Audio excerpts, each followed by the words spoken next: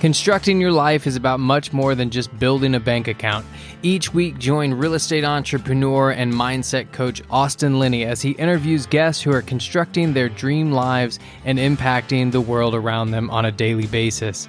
If you're an entrepreneur or wanting to start a business, or you just want to hear motivating stories of how others have overcome the odds, you are in the right place. And now for your host, Austin Linney.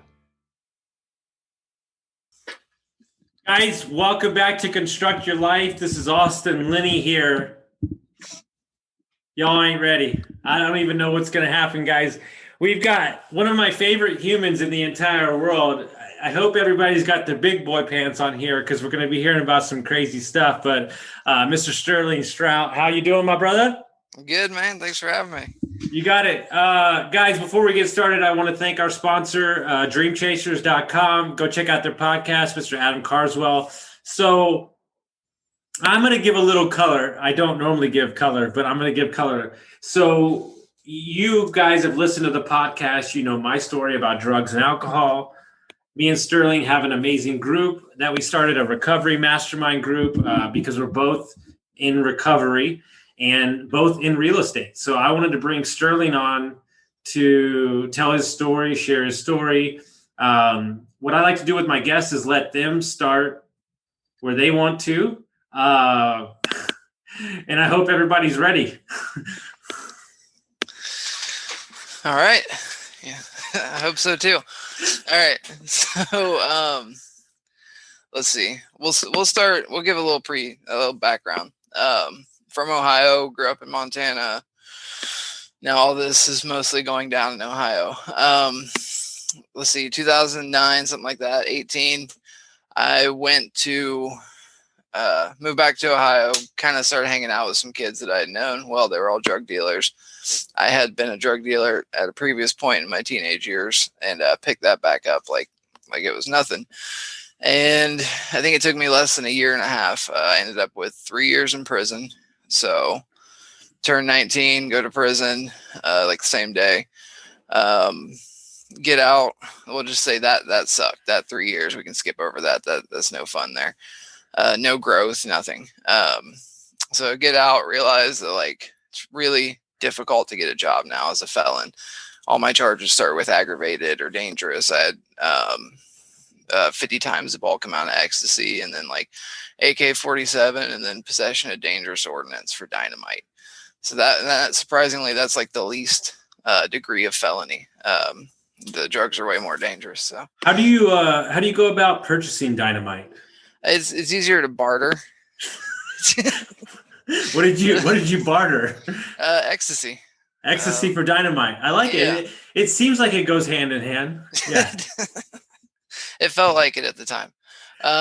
So anyways, so I hang out with the people, of course, that I was hanging out with before I went to prison because I didn't, know any better or didn't care or whatever.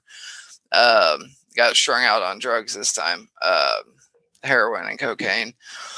So after just the train wreck that was that, a couple years, just take like a red-eye flight to Tampa, get picked up by the Salvation Army Rehab Center down there. And, big thanks to the Salvation Army.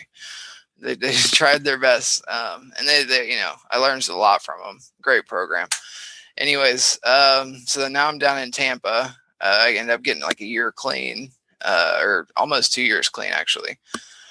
Worked for them for a while, and let's see, relapse. And then of course life goes crazy when you're back on drugs. And I was just living with friends and moving around, living with girlfriends, made my way up to Georgia. Just kind of found myself in Georgia, living down below Atlanta, and then I ended up coming back to Ohio. So now we've gotten me back to Ohio now. We're in like 2017, 2018, 19, just keep relapsing in Ohio. Well, August of 2019, some guy flagged me down the side of the, road in the ghetto. And he was like, he wanted to offer me something. So his name was Diablo. It's like, this seems legit. So I take it, whatever. Didn't mess with it till later. I thought there was something kind of funny looking. It was really crystalline. And anyways, I shot it up at a Taco Bell drive-through window, and then just, whatever, woke up getting like sucked back through a tunnel into my body, whatever. It was horrible. That's probably the worst experience of my life. I got my dog impounded in my car. Do you know what it was? It was fentanyl. It was straight fentanyl. Okay. Yeah. Apparently when it's really pure, it is just a crystalline structure or whatever. Because I don't know. That's a whole other topic, but yeah, so that was like really tragic. I remember a lot of it, I guess. Like I didn't know I was gone, or I didn't miss anybody, and I was just like somewhere else. And then it was like a really bad psychedelic trip almost. And anyway, as soon as I'm getting back at the hospital, and like I go into convulsions because it's like, can't remember the term, Smith's convulsions or something, but your muscles involuntarily contract to try to get blood back into your legs, because like my dog fended them off from helping me for a while. Like it was pretty rough. So from there, like that took a while to sink in. Like I still don't think about it too much unless I absolutely have to. I've processed it for the and I'm ready to move on. It made me realize that I really don't want to die. Like I'm really happy to be here. Things have never been as bad as that. And I was suicidal for a long time. There's a lot of things that kind of cured for me really quick. Like I'm not trying to die. So like I think I wear my seatbelt now. I do a lot of stuff I've never done. No, and I want to dig into some questions that I don't think you've been answered before, or I haven't asked you, or you haven't maybe answered before. And we'll pick the story up, guys. I just want to provide some color to anybody that's struggling with anything. What do you think you were running from, or you just didn't know any better? No, I definitely.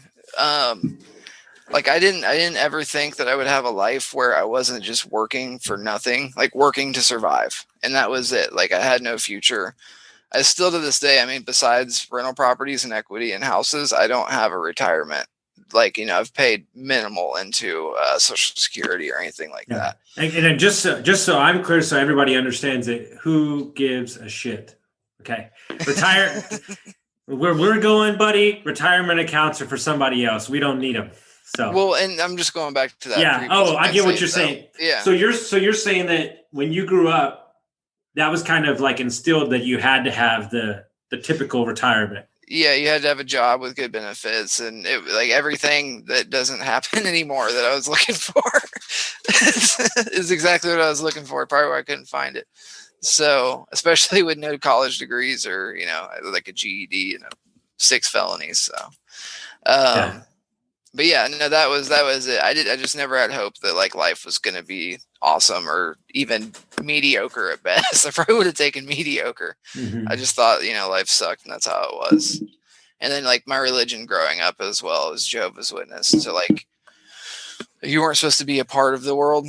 You're just supposed to be in the world, not a part of it, or like you're not supposed to hang outside of the church and stuff like that. So when I realized like, oh no, they lied to me about a bunch of stuff. There's all kinds of cool stuff out here. I kind of went off the rocker, I guess, or went nuts, like the Amish, the kids that don't come back. So, but yeah, man, we do it like One Life Fully Lived. So you got the book behind you, that roadmap journal. I was doing the online version before that was published, and I'd found him on another podcast, like a reference to him. I looked him up. And I was doing my 90-year vision, or my magnificent vision. Or magnificent future vision, and it was like picture yourself when you're 90 and where will you be, and like then work your way backwards. So I actually it was like 5, 6 in the morning. I'm sitting there and like I picture the mountains, and we've got a cabin, we've got it's a family reunion, we've got the grandkids around and great grandkids, and like that was the first time in my life that I ever thought that even could possibly happen, like that I was worthy of it happening, that I was going to live long enough for that to happen, and that like I was going to be able to create the situation where that came true. And like outside of some cosmic intervention, that's going to happen now. And I just remember crying, like it just something like let go, and I finally like felt worthy. In something that's very important for anybody that's listening. I think it's a prerequisite that you have to cry. I think that's a prerequisite. What I've found, and I think you would agree, is that when you're living in a world where options aren't available for you in your mind, it's a very closed off world because you think that you have to carry the plight of, how you were raised or the people around you and stuff. And, I always say this, like, I cannot watch Extreme Home Makeover and not cry. Like, that show gets me every time. But hear me out. I'm not so much excited about the home as I was when they used to give the kids a free college education, because I thought to myself, now, granted, you can say what you want about college, but just for that family situation, that's changing a generation. They're giving them the option of knowledge. And that's what I got so emotional, was like understanding that this thing that they've been dealing with, right? Like, that it's going to change it. And I find in the communities where there's a lot of drug use or there's a lot of like poverty, it's not that people don't want to change. It's that they may just not know the options of any different world. Yeah, I agree with that 100%. I just thought life, like, I thought you struggled. I thought that's how it was. My mom struggled raising us, raising me. I'm the youngest of three. And everybody around me struggled. I didn't know any different. And that the end of this year, and I think you're right, with crying might be a prerequisite, at least to, like, moments of growth or something. But the end of this past year, we're like looking back at the things that we had done, and it's not even like this grand, magnificent stuff. I've just done the right things to put my family in a better spot. Mm-hmm. But it's things that I never thought were possible. Mm-hmm. We own our own house. We have a couple rental properties. We've got a couple businesses. I'm giving back. I gave back more last year, like, financially, than I made in 2018.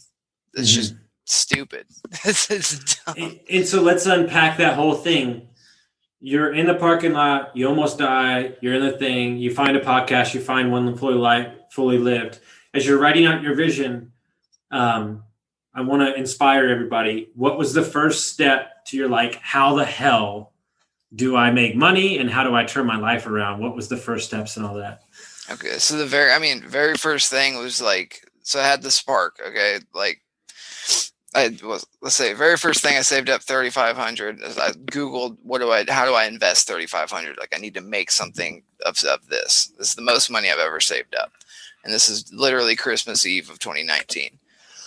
And then from there, I heard about somebody flipping trailers and, flipping mobile homes and seller financing them. And, like, that was, the price point I thought I could crack. It was education is what I figured out really quickly from the podcast, from the books I was reading. If you can educate yourself on how money works, on what you can do with other people's money, or, like, if you can go out and find, like, say, real estate specifically. The whole way I got into this was finding a deal. I came across a 4-unit, and it was basically inevitable that somebody was going to partner with me because it was $35,000, and it brings in like $38,000 a year. Mm-hmm. So guys, I want to highlight things in this story because I'm tired of hearing y'all's DMs. Don't have to have money to invest in real estate. You have to have access to a deal. Yes. Okay. Yes. I just want to highlight these things so people can replay this over and over again. Yeah, I mean, the books, and you have to just learn how to, like, because you alluded to it earlier, like, there's opportunities you can't see because you're not either trained to see them, taught to see them, or your mind won't let yourself see them. Like, they'll pass in front of your face. Did you hear the story that just happened in the Super Bowl? I sent you that picture, right? You did, yeah. So, yeah. Guys, I gotta say this story. This guy bet 56-1 odds that there would be a streaker at the Super Bowl. He put like 20 grand down, and he was the streaker. And he paid $1,000 to get out of jail, and he made $350,000. That was genius. I mean, Not sure how it's going to play out, but that was a good move. um, So you found the fourplex for 34,000. Yeah, he did. He hedged his bet. I want to meet that guy. I want him on the podcast because that is opportunity at its finest. So, so you found the fourplex, 34 grand. So I found the fourplex, 34 grand, 34,500. Let's say that. And I had a guy that was going to do it with me. He was in the Air Force. He got called to fly in Germany for a while, and he was shipping out. So I mentioned it to the guy that had owned the house next to where I was renting, and he was rehabbing it himself. So I just mentioned it to him, kind of with, maybe this guy has potential, maybe not, don't know, but exactly what they say, let people know what you're doing. So I let him know what I was doing, what I had going on, and he contacted me like a week later. He's like, hey, if anything happens with the other guy, let me know. I talked to my wife, and she's okay with it. So we worked out the terms. I can fix houses. I can fix basically anything in residential and some commercial situations now. So I was going to rehab it. We were going to split the equity 50%. So our purchase price plus materials, he paid for all of that. And then what it was worth when we're done, I got to keep half. Mm-hmm. So I ended up adding 62,000, whatever, equity to the value of the house. So we split that. So now I own 31,000 in equity in it, which is about 30%. And then now we're repeating the process. So we've got a duplex, and then we're working on going bigger. Once you run the numbers on a 4-unit, then look at single families or duplexes. It's like, I kind of really want to go the opposite way.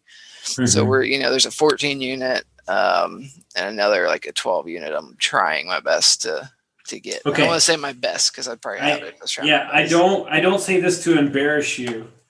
I say this because I want to add context, and I know you're a transparent guy. So let me understand. So you have a fourplex. How many units do you have currently? We have 6 units, me and him. Okay. And how much money do you have in your bank account? Like, I'm not saying you don't have to give me the numbers, but just my business account has 207. I just looked this morning, like 271, and then my personal checking, I do actually have like $800 in that one. So not to brag. No, not to brag.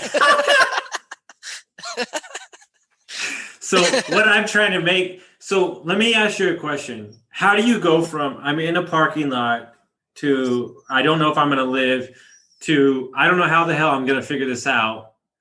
I have no money. I have $1,000 total to owning 6 units. Dude, we weren't living fancy before. We don't have to live fancy now. So literally the amount of work I have to do to make sure I can pay the bills every month and, ideally put a little bit up, and then go do these other jobs. So, I mean, I don't know, like life is, I would rather work the same amount I did or a little bit harder and be working towards something. Mm-hmm. I'm trying to think of the best way to word this. Like, no, you said it perfectly. Not much changed in my lifestyle with work outside of now instead of trading my time for money, I'm trading my time for equity, which will continue to pay me. Like I know I'm over $1,300 a month. I think I want to say closer to like $1,500 a month, whether I work or not now. So. Yeah. And so you're doing odd jobs on the side to keep cash coming in while you're putting your time in the remodels, correct? Mm-hmm. Yeah. I found the people that kind of paid the best and didn't have too much crazy demands. And I take care of all their property maintenance. And, I've got some older ladies I help with, miscellaneous things, replace a fireplace, clean windows or gutters. Like, okay. Absolutely. Because I would imagine that your zest for not being dead and being able to be a better role model for your kids and what people don't talk about and be as vulnerable as you want. There's so much shame associated with the addiction cycle because you have a significant other or a kid that is not getting the best version of Sterling, correct? Absolutely. So that, I've already processed a lot of this stuff, so I'm able to talk about it freely. Me and my fiance, I proposed at Christmas. We were both in addiction. So I mean, this is a really dangerous situation for the kids in reality, and because I've got a 2-year-old son and a 6-year-old daughter. She's not my biological daughter, but I've had her since forever. So, the kids, like, so Adeline, she's 6, about to turn 7 next week.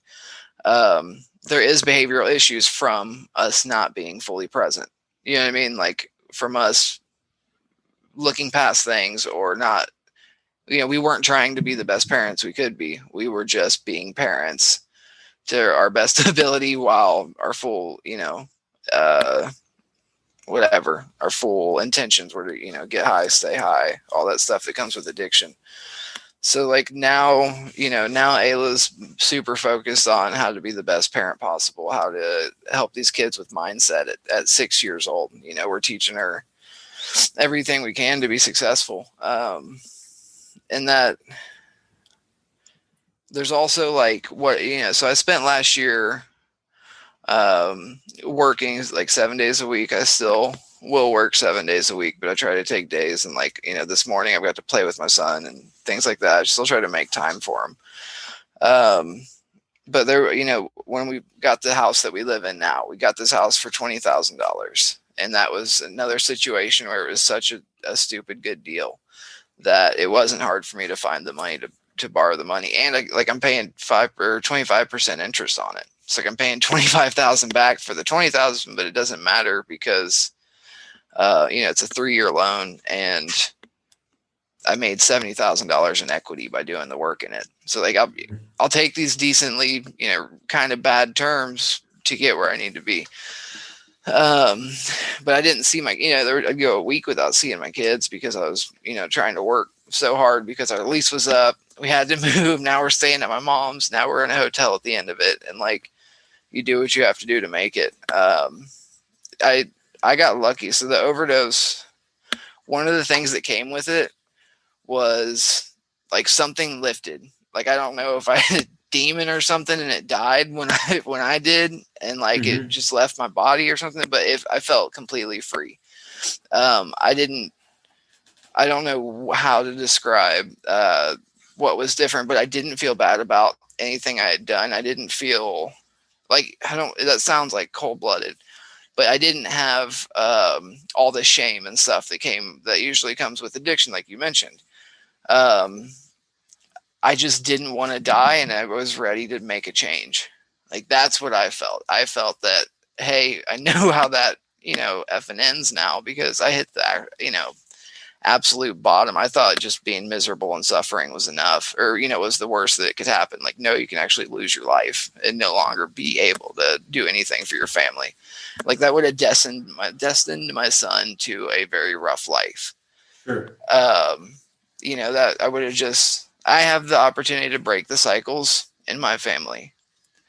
If I died, I wouldn't have had that opportunity. Like, now I can change the fact that, I was raised poor. I've only seen poor my whole life prior to here. And that now, he's not going to grow up in that mindset of, we're poor. This is how it is. This is how it's always been, always going to be. Like, he's not going to experience that. So like, I'm very thankful, and I'm not worried too much about. It sucks. I wish I would have been a great dad their entire life. But if this is what it took to get me here, I'm perfectly fine with it. They're gonna have a great life from here out. So. And it's funny that you say, like, you don't know if a demon can, but I think to put a context around that, or like kind of give some color to that, I think there's versions of ourselves, of who we're living. Maybe it's for somebody else, maybe it's for the way we were raised or whatever. And what I teach my coaching clients is we're disassociating the shitty versions of ourselves away from you, and slowly but surely it pulls you apart. And then once you step into that new version, like it's not like we haven't forgot what we did. Like we all know what we did, but like it doesn't control us or own us anymore. And I think that's somewhat what you felt, is like, I'm going to step into this new part of me. I don't know how it's going to happen. I don't know where we're going to go, but I know it's going to be better than where I came from. It has to be. It literally has to be. So Yeah. it's only up from here. Yeah. And so for anybody that's listening out there, before we get into my favorite part, which is going to be crazy story time, if you're listening to this episode with your kids in your car, maybe turn down the volume in the next like 20 minutes. But how, walk us through, like, let's say the fourplex deal, just so people understand. You have no money in the deal. So walk us through how that works, your structure, and just kind of like, are you working? Are you doing the remodeling yourself as your equity? Like, how does that work? Okay. So like I had mentioned, I had saved up that $3,500. To secure the deal, I had put my own $500 as earnest money down to get it under contract. And then he came in, bought it in his name. And we actually hadn't even had a contract written up until about like halfway through the project or something. I'd like to think I'm a good judge of character, but going future, I'll have a contract, whatever. So we had agreed, he'd pay for everything. I would do the work. We'd split the difference from what he paid to what it was worth. And as we would go, we would start to rent the property out. So I'd finish unit 1, 2, 3, and as we go, 1 would get rented, 2 would get rented. So I want to say 80% of the work myself. I ended up taking some of the cash I had saved up and like hiring a couple guys at $10 an hour to come in and paint or do some basic drywall or just whatever they could do, some glass block windows. And one guy still works for me here and there, and the other guy, that didn't work out very well. But either way, I bought some of my time back because I noticed, I got done with the second unit. I was like, I got to speed this up. Plus I had the house. I was getting ready to buy this house and all these other things. So like I mentioned, I got let's say 30,000 in equity. That comes out to 30%. So we were in it for 60,000 all in, everything's done. And yeah, we'll go through the numbers. So we bought it for 34.5. And then all said and done, it ended up being about 19,000 in materials, and then another couple thousand for labor, which I was intending because of, the verbal contract me and him had, I was doing the work. So I paid for it, and I just thought I was buying my time back, but he's really kind guy, and the deal was good. So he gave me a couple thousand extra equity to make up for what I had paid out. Now on this duplex, I'll make it quick. It's the same situation. I'm going to do the work, but, the difference with this one is the duplex only needs like $5,000 in materials. Okay. Mm-hmm. This is only, let's say, a month-long job, to be generous. We paid $26,500 for it, or $26,200. We got it under contract for 20, whatever. The way taxes came out, $26,200 is what we paid. So $26,200. And then we're putting $5,000 into it. And then whatever it's worth and we're done, we're going to, split that again. Except for this time, now I'm getting paid for my work and getting the same equity. So anyways, that isn't as much cash flow for me, but it's going to boost my equity, and we have some money to use, and we need to get enough to position ourselves for a portfolio loan in the future. We need enough properties. So we're trying to get. So anybody that doesn't understand what that is, what is that? A portfolio loan. So you can go to, like, we've developed a relationship with a small bank where we will go in there. They'll appraise all of our properties. And then in our case, it's going to be, I'm referring to it as a business line of credit we're going to get against our properties. So say our properties are worth whatever, 500,000. They'll give us a business line of credit for 200,000 or 300,000, and we'll be able to draw from that like a giant credit card. So that's our situation we have worked out that we're working on. Other than that, I can't speak a ton to it because I've never got that far yet. No, but Well, it's the dream of a real estate investor is to have access, and these relationships aren't going to be with a huge national company. These are relationships that you deliver, and your properties are making money with a local community credit union, and these are the type of things that you have access to. That's why this relationship's all about business in relationships. Yeah, relationship, yeah, and I've had 2 successful loans through them. At least I'm still paying on, and on time. My dad banked with them, and then we do all our business banking through there, so they can see our numbers coming through there. mm-hmm. So all that stuff, like you said, it's the relationship, and then just kind of being, transparent with them and just building towards it. So we started this a couple months ago, and we probably won't get it for another year. So, anyways, yeah, that's it. Literally, I just had to keep paying my bills.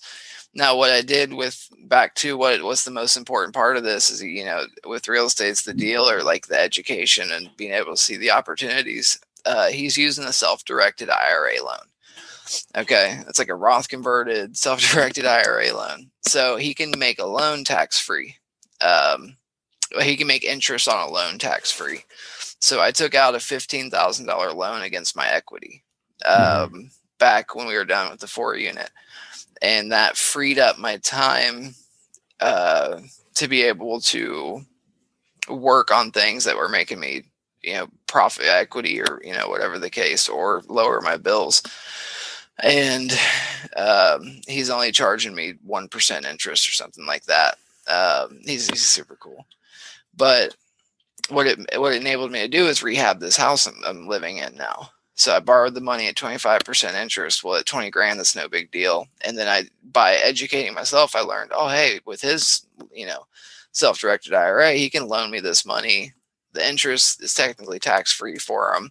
And then I think, I'll make it up to him in some other, way. But yeah, so I was able to get this house, rehab it. Just education, man, the stuff I've learned over the last year. I read, I got to take a little bit of credit. Listen to like 50 something audiobooks and like 400 podcast episodes. And you definitely got to want it. But if you're working in the silence, you might as well be working to some Napoleon Hill or Dale Carnegie. Yeah, Dale Carnegie. Yeah. I'm really glad you went over and talked to your neighbor. Me too. Yeah, dude. So, and then before we get into the story part, so I remember this message. I still have it saved. You said, I saw your dumbass doing big deals, so I figured I might as well try to go big deals too.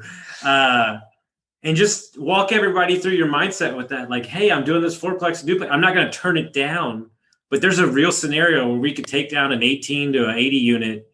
No big deal. I literally took, so I've got, relationship with a couple old bosses, that one pilot and another one that's a real estate attorney. And I'm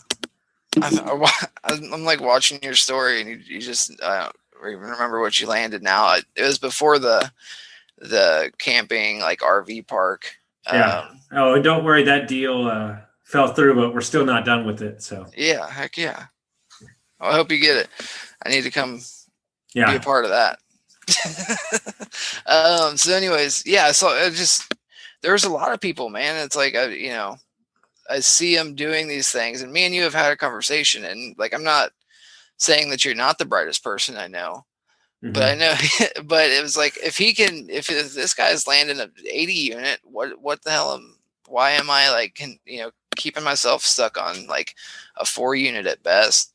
So I got together 2 old bosses, and just to get the ball rolling, we went and looked at a 96 unit and like start getting their wheels turning. Now, the one guy, he's working on getting a however many $1 million loan right now, because he's got a couple businesses, a bunch of real estate. And he does self-storage, and I'd build a self-storage place for him. But like, yeah, there's a lot of opportunity out there. And you don't know what you don't know, and you don't know what you can do until you like start trying. So I started getting the ball rolling towards these bigger units. Even the 10 unit or above, like that's our next deal. But that's just another stepping stone now. before, I just piece of advice, because I know the way your brain works, and it'd be an easy avenue for you to make money. I think you should go ahead and start building out a property management company.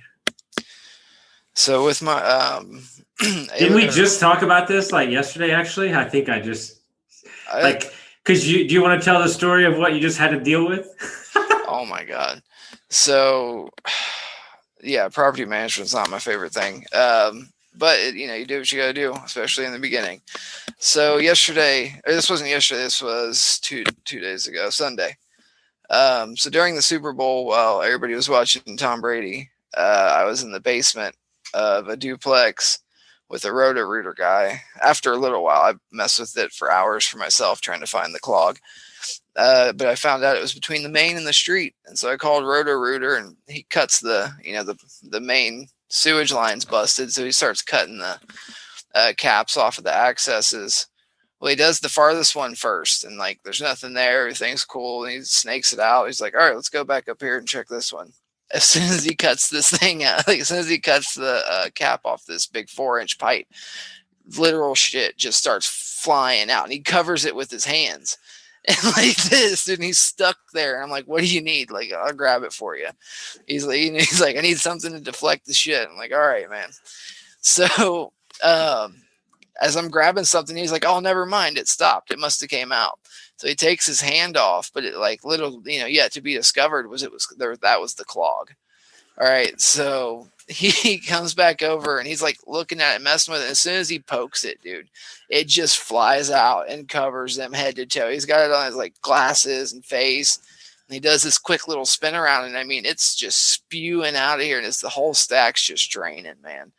And I took pictures to put it on my timeline. There was a literal like 8-foot distance where when it shot out, it hit the wall. Like the shit hit the wall across the room, man. This is not a figure of speech, guys. Do you want to be a real estate investor? Yeah, and I mean, so the conclusion I came to on that was like last year, that would have been me. That would have been me sawzalling that off and figuring it out, renting the big auger. And I was so happy that it was only kind of me. You know what I mean? Like, and next year, like, it's going to be a text message. Like, I'm just going to get a picture next year. But like, I was down there, like, just giddy, just happy as a little kid that wasn't me covered in shit, dude. I even tipped the guy, like, on top of the crazy price. Here you go, man. I appreciate you taking the brunt of that shit. So before we get out of here, you've got like 9 of them.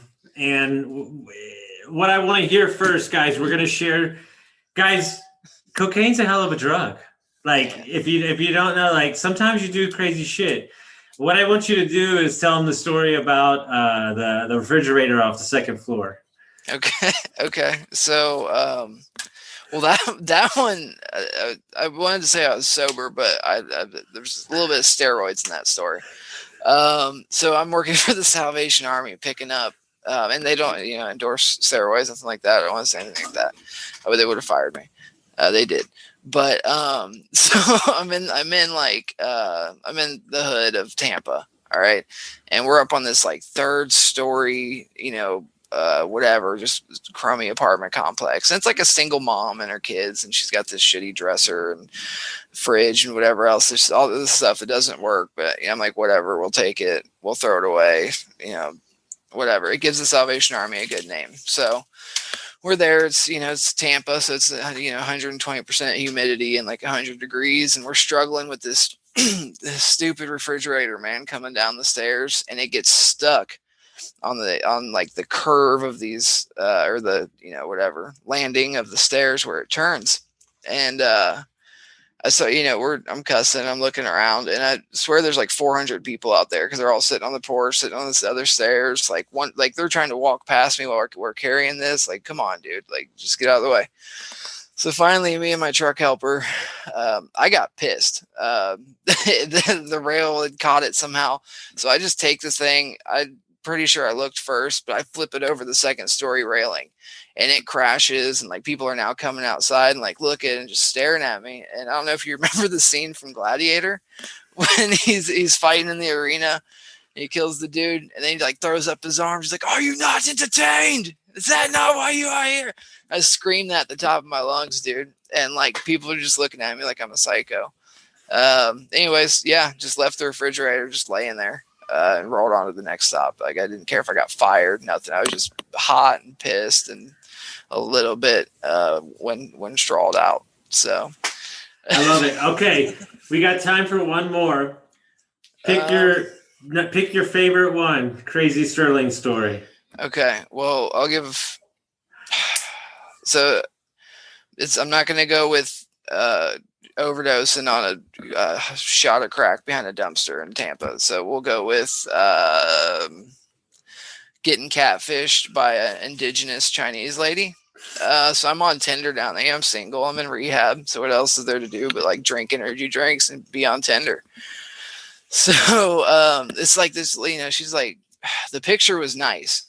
This, young, Chinese, Asian girl, whatever. I'm like, oh, this is cool. Types pretty much good English. And so we're going to the movies, and I forget what we're going to see now. If it was like a Terminator or Transformers or something. But anyways, I'm like, all right, yeah, pick me up. I'll be at the gym. You just want to pick me up there, trying to like play it off like, yeah, I have a car or something. It's just not here. Anyways, so she shows up, and I'll never forget this. She shows up in like a really nice Jeep, and I'm like, oh, this is gonna be sweet. And I like open the door to get in, and it's like a 45-year-old like Chinese lady, like 4 foot nothing. The whole thing, everything going for her. I don't want to be like super just like graphic because I'll sound like a racist or whatever. She doesn't speak a bit of English.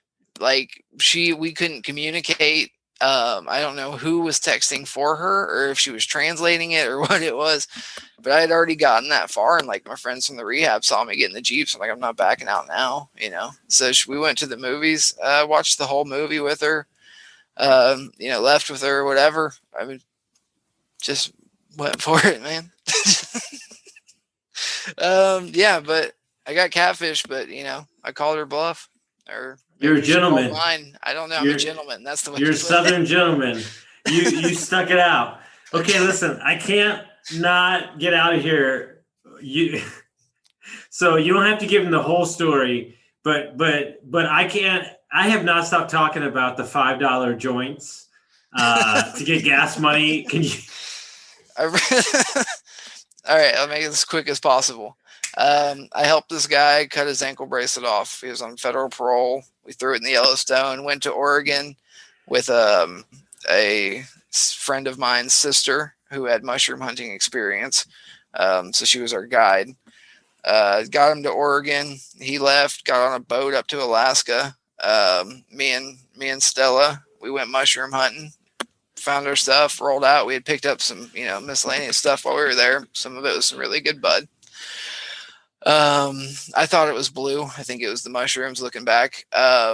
So we get to the west coast of Montana, the state line. We took a wrong turn, 99 miles of curves, killed our gas. All right. So we get to this small town. We're out of money and we're out of money and we're out of gas, but we had bud. I'm like, I'm not selling this. Oh, sorry. So I'm not selling this. So we bought parsley and rolling papers, rolled up a bunch of parsley joints. This is such a scumbag move. Put it in the bag with the buds. So it smelled, like some dank buds. And we drove around all morning from like 8 to 10, whatever, like just peddling $5 parsley joints for gas money to get enough gas. Even we got like $40 and rolled out. And there's probably people in that town that would still like to kill me. We were selling it to anybody. What that says to me, by the way, guys, we don't condone that behavior anymore. We have moved on, but it's just such an entrepreneurial spirit that I just can't, I just love it. Very questionable ethics, but very entrepreneurial. Yes. So I just, we joke about where we've come from, both he and I, because it's funny at this point, we're removed from it. But, me and Sterling are out here to make light of the situation, to create a wave of impact to show you that no matter where you come from, no matter who you are, no matter how you were raised, no matter what circumstances, you can turn your life around. And that's why we share these stories. That's why we make fun of them. We don't do it because we want to be mean. We think it's hilarious now because we were such idiots back then. But always had the entrepreneurial spirit, we do say, sir. But I just want to tell you that, you inspire me every day. I talk about you to so many people, and I'm just so happy for your family and everything that you have going on. It's truly a remarkable, inspiring situation. Thanks, man. Yeah, I heard Carolyn calling. She called it repurposing your addiction. Yes. And that was fire. Yeah, it is. It's the truth. We'll always be addicts. We're just repurposing it towards positive stuff. That's it. Yeah. Yeah. Yeah. I'll take this every day. Every day. So if anybody wants to find out more about you or any of that stuff, how would they do that? Yeah. So just real simple, sterlingshrout.com. So my first and last.com. I'll help anybody out that I can with real estate or, recovery, whatever it is. With real estate, anything I can do to help somebody, it also teaches me. And guys, Colleen actually just texted me. I found out when the next certification is, so I'll get signed up. But guys, if you know somebody, you have a friend, we just created this amazing One Life Fully Lived recovery group. We have our first set of people going through. We're 2.5 weeks in and we're already changing lives. It's a very minimal investment to get around like-minded people that have no judgment and give you the tools necessary to change your entire life around, for your family, for everything. And, one of the things I told Sterling a couple of weeks ago is, in a family that's been through poverty and drug addiction, there has to have somebody come along to be a stunner to change the plight of the family. And this man right here is that stunner. So is there anything you wanted to share about the One Life Fully Lived before we get out of here? You covered it. One Life is what gave me a lot of the tools that have got me here. The mindset, the relationships, vision, all that stuff. And like you mentioned, dude, we didn't want price to be a barrier. So, it's as low price as we could get it and still give people the materials and stuff to come through. 100%. It's getting good results. It's getting great results. I must get a text of morning, so it makes me happy. So, guys, if you like this episode, make sure you send it out to your friends, and we'll see you next time. Later.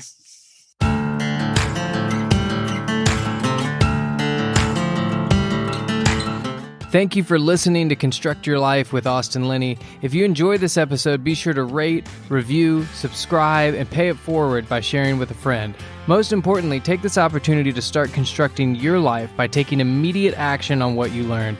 For show notes, resources, and more information on one-on-one coaching with Austin, visit constructyourlifepodcast.com.